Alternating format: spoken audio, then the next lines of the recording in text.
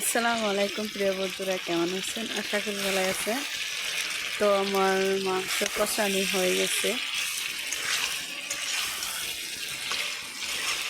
এগুলা পুরা 20 মিনিট যখন তো আমি কষায় নিচ্ছি। মাংস যখন টাইট হয়ে যাবে তখন পানি দিব। এখন আমার মাংসটা হয়ে গেছে টাইট।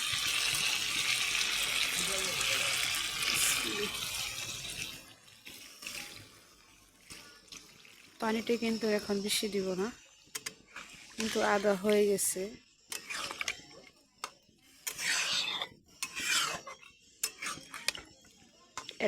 দুইটা আলুও ডালছি, নতুন আলু, শীতকালের মাঝে। কিন্তু ব্রয়লার খাই না, সাথে আলু ডালি দিছি।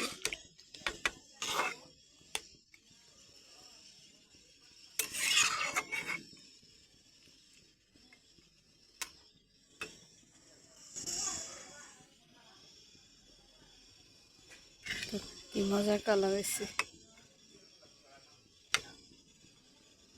খুদা হাফেজ।